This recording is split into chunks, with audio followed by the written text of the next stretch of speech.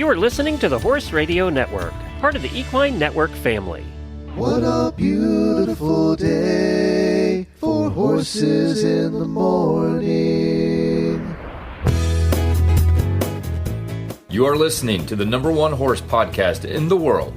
Here's your entertaining look at the horse world and the people in it.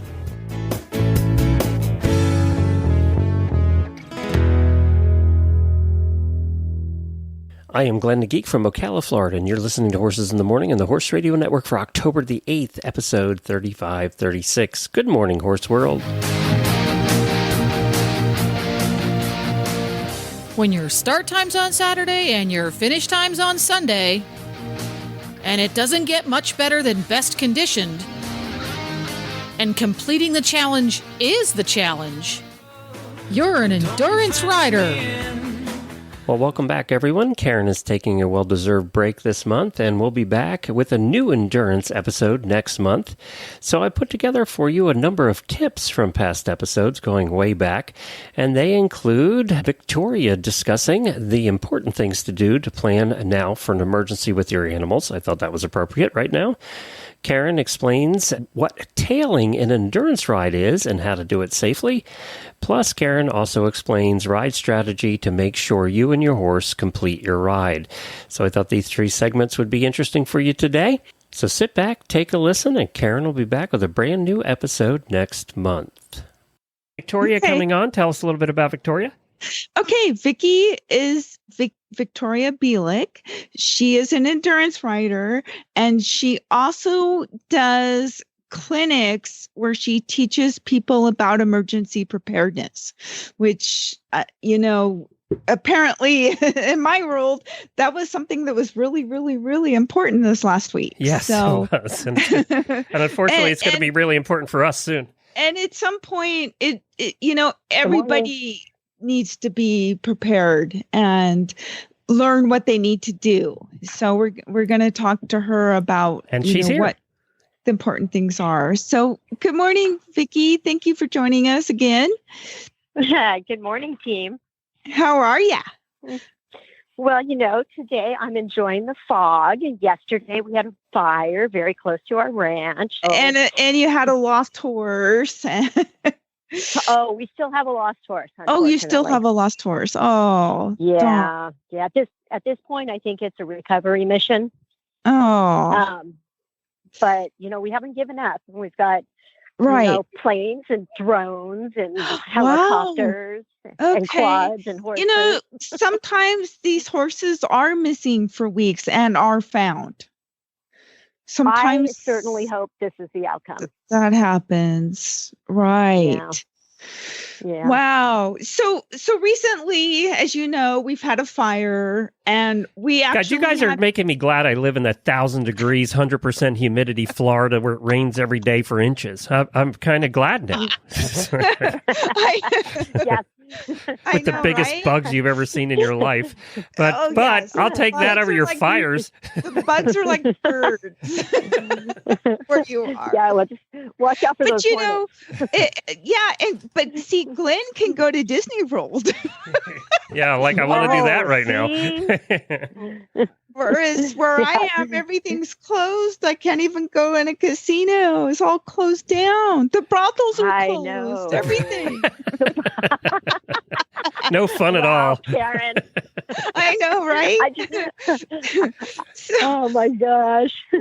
So anyways, but you can still ride. We can still ride, except that, everything's burned down from the fire. So, oh my gosh. But we had people that actually turned their horses loose with no ID on them. And of course, the horses ended up in somebody else's yard.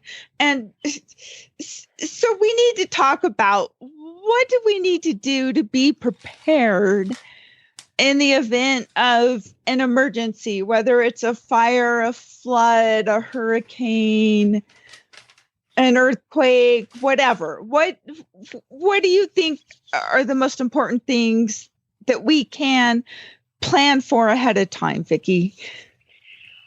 I think there's actually just a couple really, really, really critical points that make such a huge difference during these types of emergencies. First of all, there, like you said, there's some that you just can't predict. Earthquakes, nobody's going to say, hey, we've got an earthquake warning. But training is critical.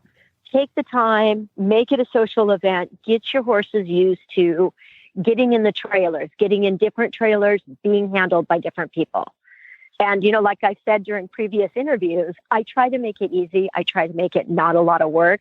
So I always say, hey, get a group of friends together, bring some trailers together, drink a bunch of Red Bull and espresso coffee so that you have higher energy, because that's the energy you bring to the table during an emergency. Well, exactly. People are running around. Exactly. Yeah. So training is critical. Identification. More and more people are using consistent equipment to ID microchipped horses. So I think as we progress in that field and area, I think microchipping and having microchipping clinics is really helpful, because if the horse does wind up someplace, a lot of vets have the capability to take a look at a microchip on a horse. And then, like you said, fetlock bands, I keep mine on all the time. And I keep 2 numbers. I keep my telephone number on one, and then on the other fetlock band, I keep a friend's telephone number that actually doesn't even horseback ride. Okay, and where do you get a fetlock band? Equestra Safe. And if you just Google like Equestra and then fetlock band, it'll pop up right away. Okay. Yeah, there's so many different ways to ID a horse. For me, my top preferences are the fetlock bands, because they don't interfere with movement. They're pressure tested, and you can keep them on all the time. They're bright. They're easy to see. And I just looked it up. It's equestrasafe.com, and we've never mentioned them on the show here before. So that's pretty cool. Yeah, I love them. They're amazing, and other amazing options. But training is so important. And as far as letting horses loose, okay, that's my response to that. How do you feel about it? How do you really feel? Give me Tylenol. It's just, having your equipment ready. I always keep my truck half full, at least half full. I always have my trailer parked so it's facing out. I keep my trailer maintained at least once a year. And I've gotten to the practice where I always have at least a certain amount of supplement in my trailer. I have my probiotic, because I found that probiotics are very important to help manage the stress of the animal. Yeah, it's amazing. And I have the, because you never know when you're going to be stuck on the highway in a traffic jam for hours. Exactly. And a friend of mine has a trailer where she doesn't have a water tank. And so I actually went and got her a couple of those when you have to go to the gas station and fill up those containers, and got her a couple of those. And I said, I want you to keep these in here all the time. And every time you trailer out, refill them with fresh water. You should never not have water in your trailer. Right.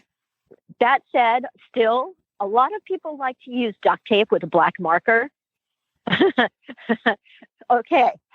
Duct tape melts and it will burn. Because ask me how I know that. I don't want to. No, because I did an endurance ride where I ripped my tights and I taped them.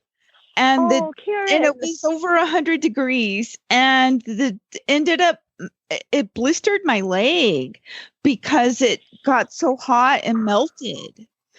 Now that is something I have never heard. I'll tell you what I have heard is that when you unroll a piece of duct tape very quickly and it goes, zoom, your horse might still wind up loose.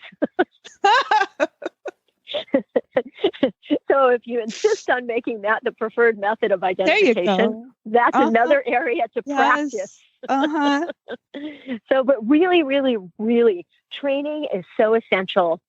And planning ahead, the trailer, the truck, having the resources.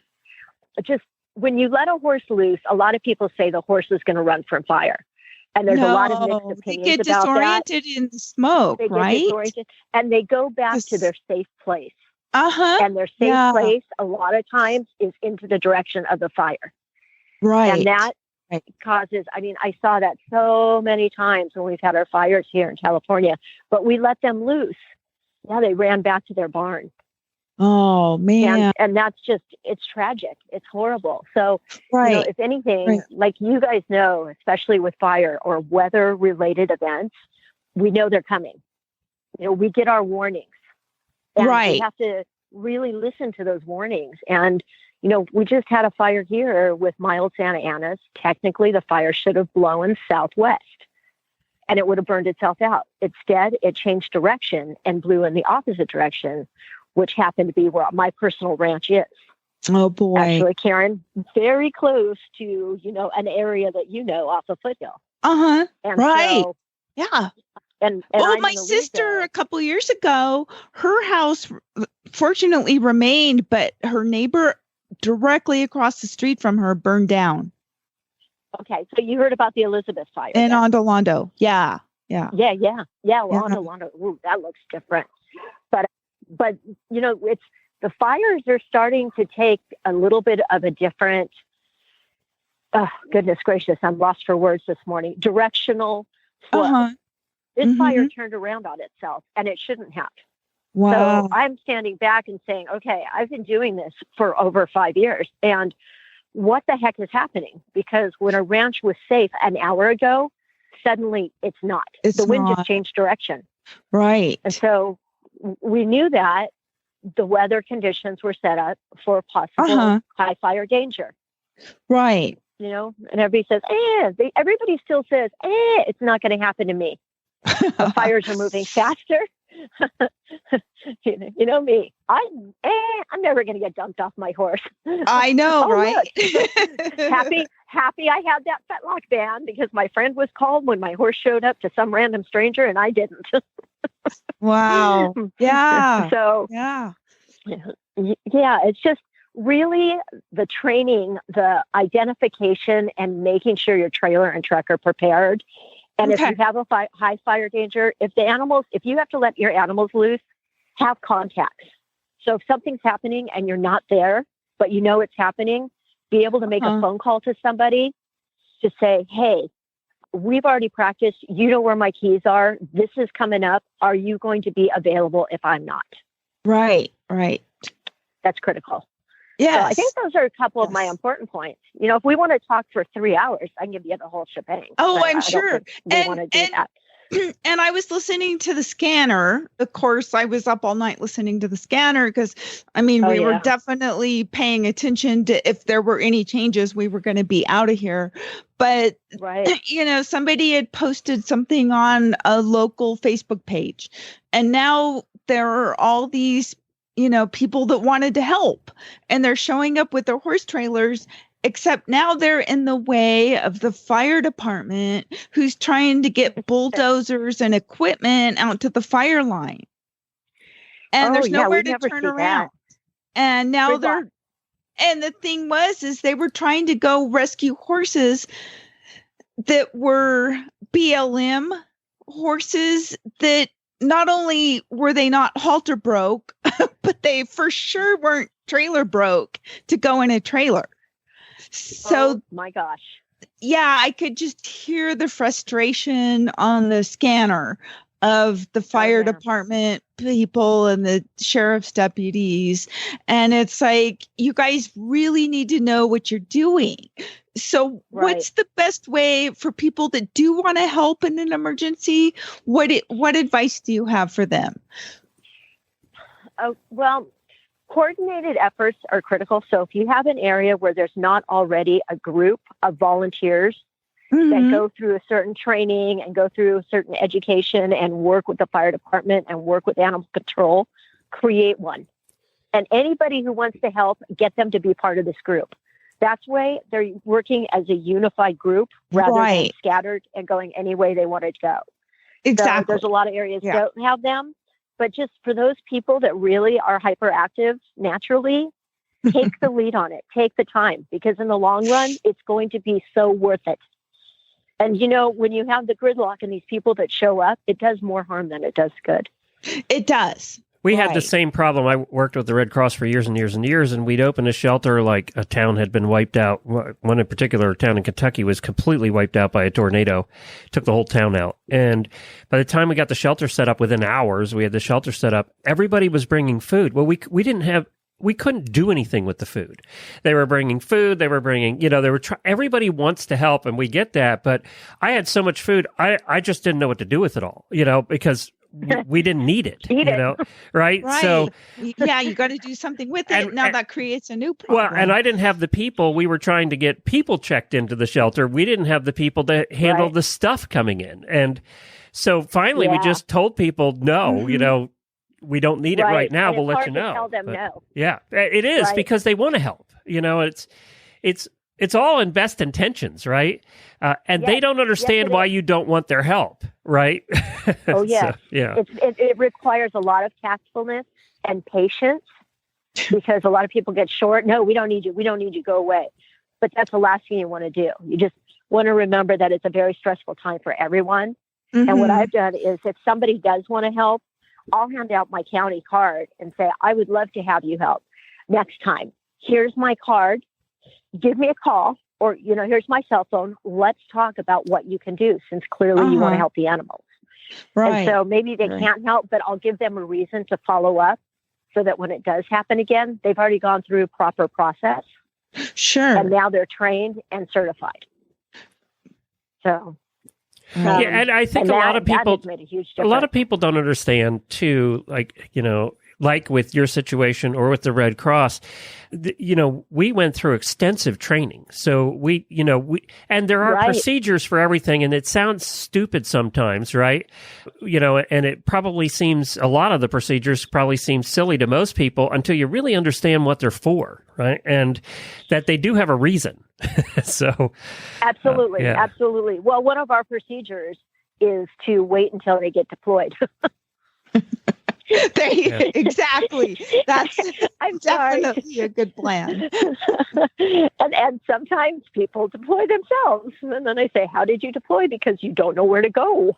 Right. But that's a really important procedure. But there are other procedures. Some are self-evident. And if you can look at the ones that people understand, you can build upon those to help them understand maybe some of the other directly related procedures.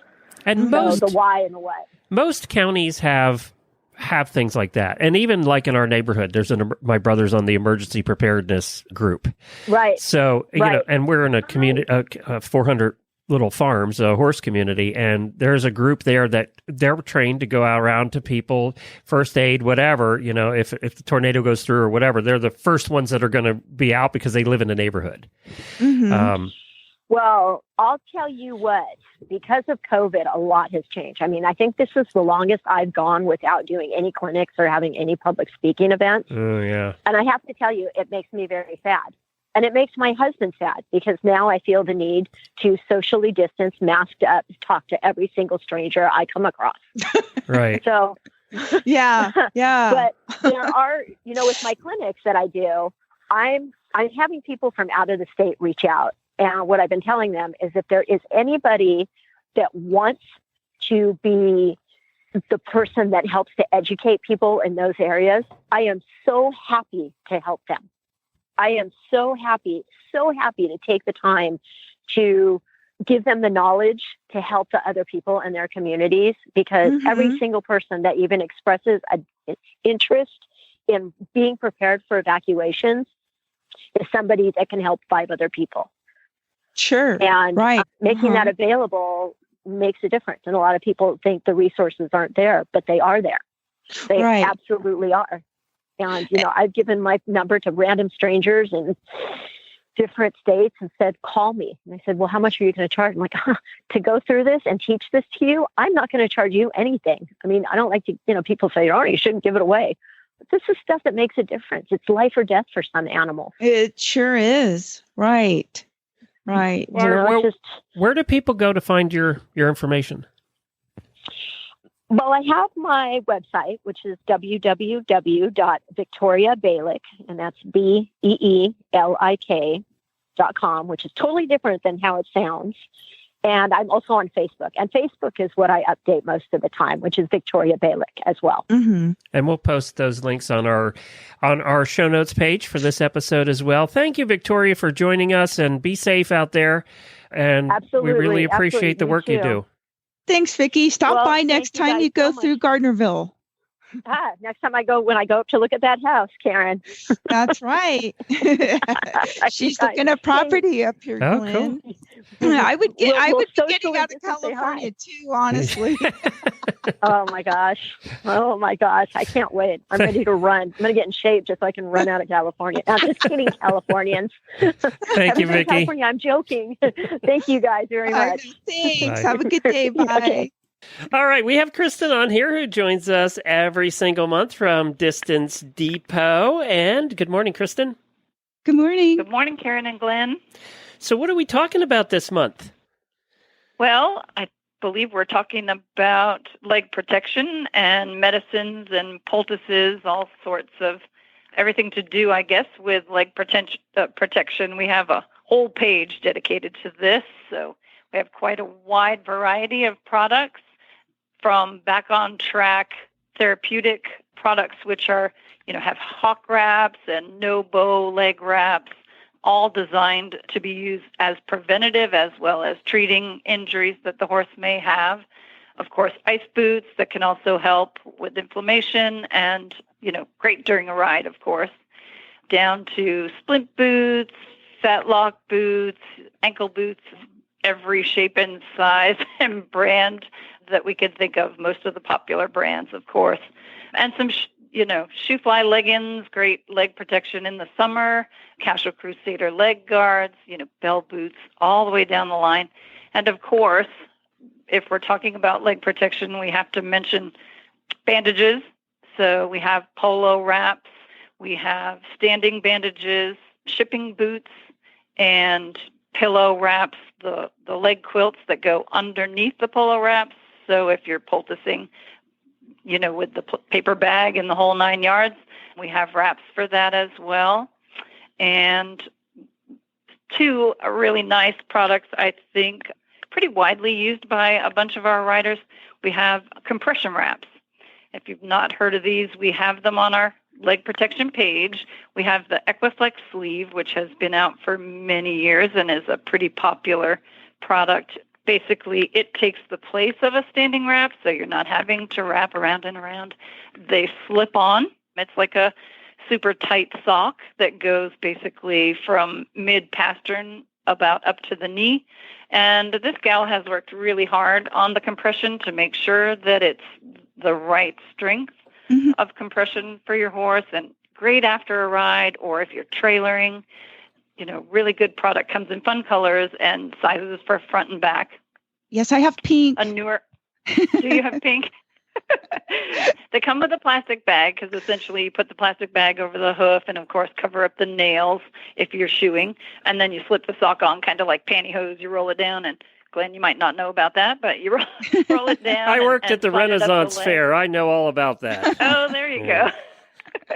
But we also have a new wrap made by Iron Viking and designed by an endurance rider in the Midwest. And she also used the Equiflex sleeve, and she designed this wrap and went to a lot of our endurance vets that are at these rides that she sees regularly and talked to them about the compression so she could get it just right. And it might be a little bit easier to put these on and off if your horse is fussy, or if you're having trouble, because your horse has great big feet. Right. But it really is pretty easy to put on. She has a really nice video as to how to properly apply the wrap. It's hook and loop Velcro, so very simple, just to wrap around the leg.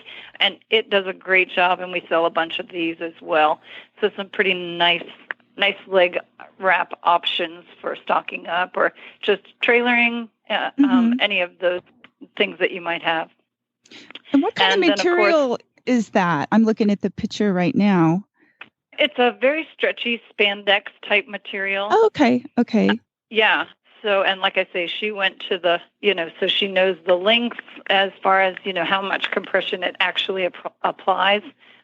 And both of these products are made in the USA, which is also pretty nifty. We always like to support those companies for sure. So some really nice nice compression sleeves there. Then, of course, we have poultice and vet wrap, bandage scissors, and elasticon, should you have an injury, and antimicrobial. There's so many things. Antimicrobial sprays and wound sprays. There's a nice product by Healing Tree that's antimicrobial. It works great on rain rot and scratches. And, of course, if you've not used Trail Rights ointment, it's a great thing, too. It works on your dog for, like, hot spots and stuff like that. But it's also fabulous on scratches. And that's a great product, been around for years. So lots of great options there. So tell us, what is your website address and your phone number? We are www.thedistancedepot.com, and our phone number is 866-863-2349. All right, well, let's talk about tailing, because I have no idea what you're talking about. Okay, first I'll describe what tailing is. Tailing is when you get off of your horse and you lengthen out your reins, or you're using a long lead rope, and you get behind your horse, you grab your horse by the tail, and your horse helps to pull you up a hill. Yeah, try that with Nigel sometime, Jennifer. See how that goes. Well, it doesn't always go well. I will admit to that. I've seen it a few times in a few different situations on rides where the horse takes off, either going too fast for the rider to keep up and they face plant, or the horse just starts eating on the side of the trail and just won't go. Yeah, like I'm hungry. Yes, that'd be my pony. I'd grab his tail and he'd go, food, blunk. Exactly. So that's why you have to practice and train your horse. I mean, some of them are going to take to doing it just during the course of an endurance ride. You get off and you're like, okay, this is what I'm going to do, and you do it. Well, it doesn't always work that way for some horses. So my advice is to get off, or just to get your horse in an arena and start practicing. Basically, it's almost like ground driving your horse. And you can start with using one or even two long lines or reins on each side. Some of the riders like to feed the rein through their stirrup to help keep it from dropping too low on the side. And start practicing driving your horse, letting them learn, to stop. If jiggling the rein to give them a cue if you want them to, get their head up and stop eating and move, or whatever it is that, depending on what they're doing and what you need them to do. And then as you progress with, your horse learning, kind of getting the idea through their head that this is what we're doing here. I'm going to be following you behind. I'm going to be pulling on, on your tail and expecting you to go where I direct you with the rein. And so you can use I have a long rein that's got a rommel that slides to the end. So that gives me an extra couple of feet on my 10-foot long rein. So I've got plenty of rein. Other riders prefer to use a specially made lead line that they'll then clip to their saddle and then just unclip it. And then they can leave the reins draped over the saddle while they tail. So you're just, obviously, you're not in a wide open field. You're on a single path, and the horse really has no choice of where to go? Yes, typically. Okay. Yeah. And, and of course, when they're in an endurance ride, they're really focused on going down the trail and they're motivated. So that's why the practice is beneficial, because you want your horse to obey your cues, like if you need your horse to stop or slow down because they're trying to go too fast. But it really can give the horse a break if you're going up really steep stuff. And you want to, get them used to you holding onto the tail and having the pressure back there. You don't want to wrap your horse's tail around your hand, because that can cause a bad wreck if it doesn't release. And just same like thing you for don't want to wrap your lead rope around your hand. Exactly. Because I think I've told you guys once before, I was on a ride where a rider had his reins wrapped around his thumb and the horse spooked. And when he came off, so did his thumb. Ugh. And it was really awful. Oh, man. Yes. So that really does happen. That'll seen ruin it your day. occur. So you don't want to do that. You want to be safe. No wrapping tails or reins or ropes around your hand tight. You want to keep them so that if you do have to let go, it will just let go and not take something I else think with it that's that you one don't of the want. first things Yes. I learned in horse boyfriend school from Jennifer was the not wrapping the lead rope around your hand, no matter any time ever. I think that's one of the Exactly. first things I learned. Yeah. Exactly.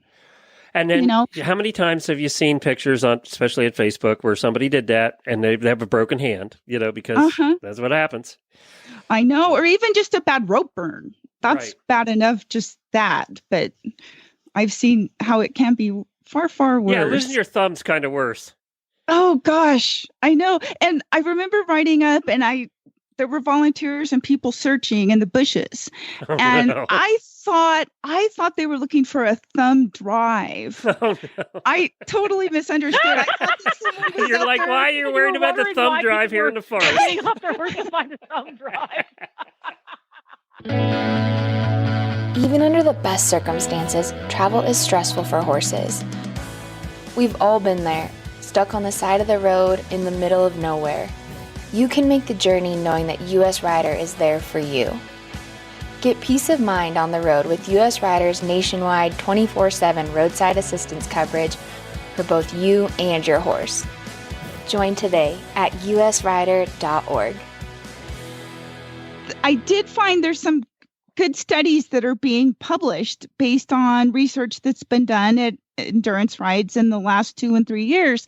And I love the headline of this recent study. It says equine endurance race pacing strategy differs between finishers and non-finishers. Yeah, no kidding. And I'm thinking, no kidding, really? So, geez, your outcome depends on how you ride. Yeah, it's funny how that works. Concept. Funny how that works. And so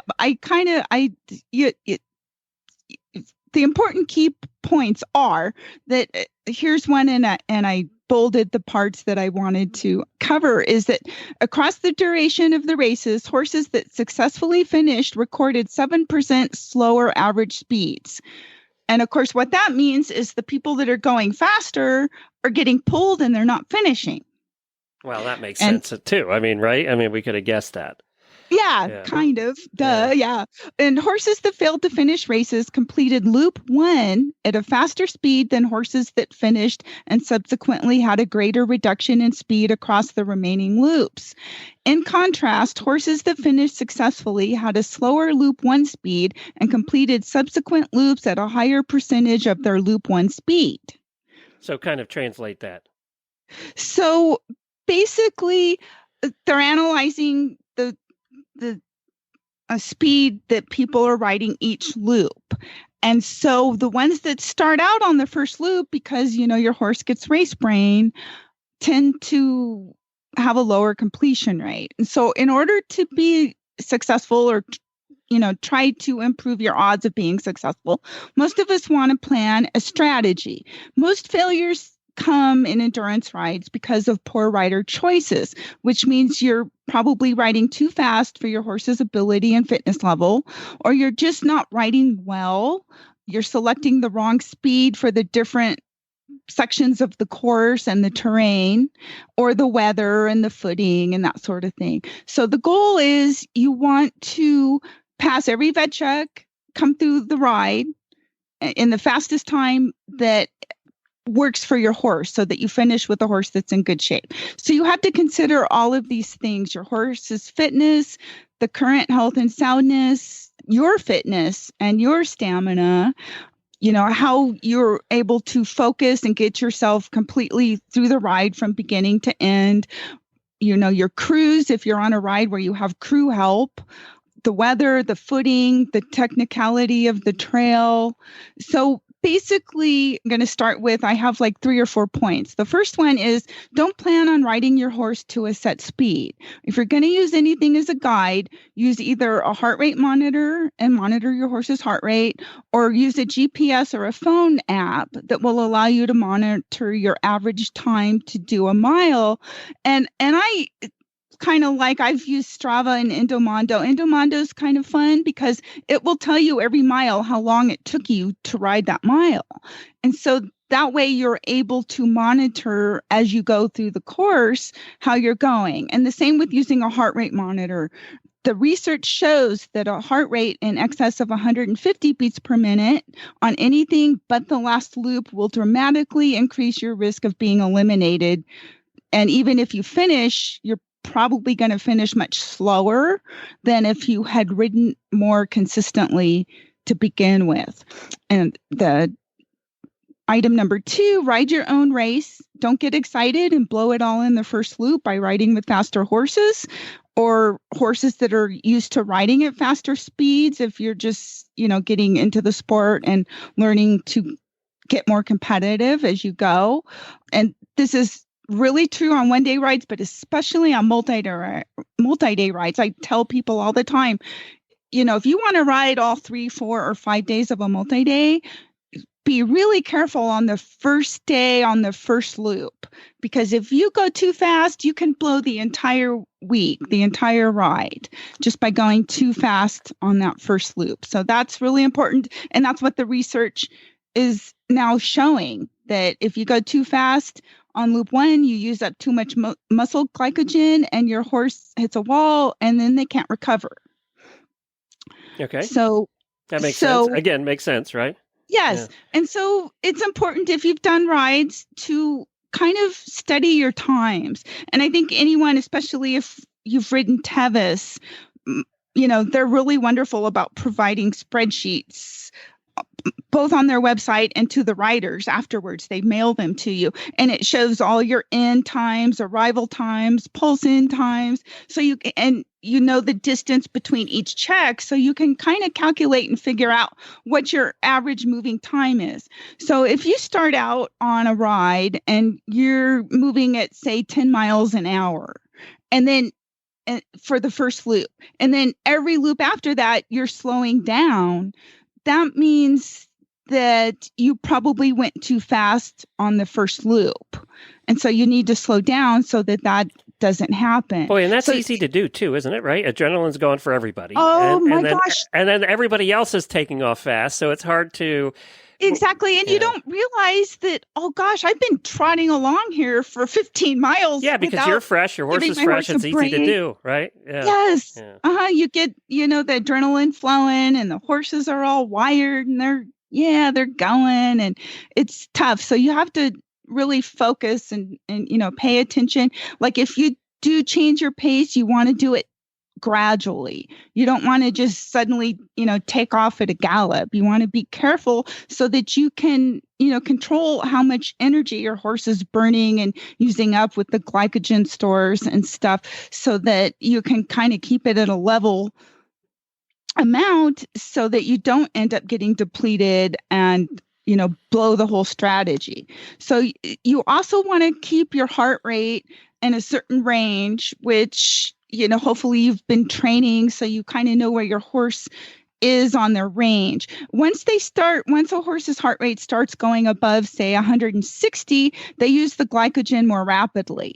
And so that's the limiting factor with endurance horses. Once they deplete that and, run out, it's hard to replenish it just during the vet checks. And so then that's when you end up with a horse that's tired or starts slowing down on each subsequent loop. So you want to, kind of keep that consistency going, a steady effort, slow down going up the hills, use your horse, focus on and learn ahead of time, of course, what your horse's best attributes are. Some horses are better going downhill. Some are better going, uphill.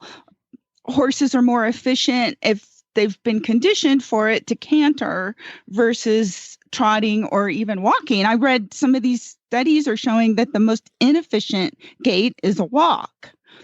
Yet some horses, if they're not, really all the way conditioned, they need to be walking. So you've got to know your horse. Yeah, it might be an inefficient gait, but it's also the gait that's going to get the heart rate down. So exactly. Right, yeah. So you got to consider the amount of effort and, riding to the effort as opposed to the speed, which can make, a huge difference. And so we'll post this link to.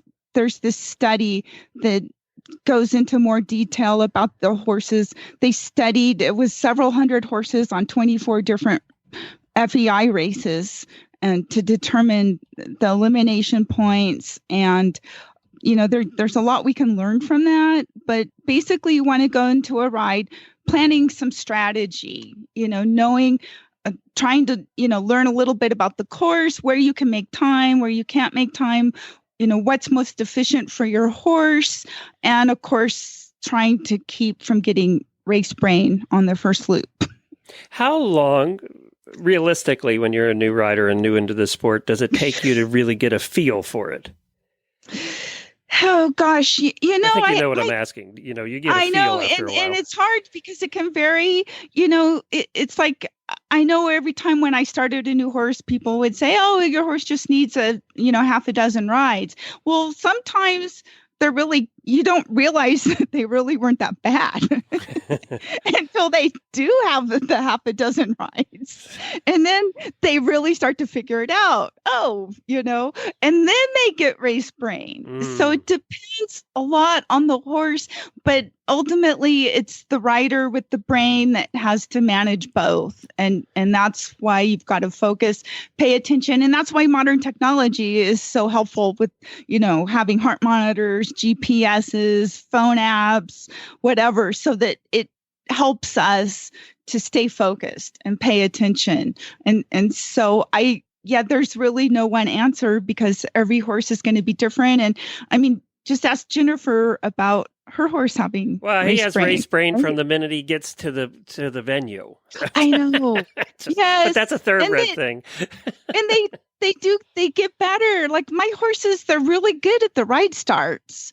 It's after they've gone 15 or 20 miles. That's when they really get worked up, so it's different at different stages of their career, and for different horses, different people, different rides, different conditions. So, to me, that's part of the fun of endurance riding.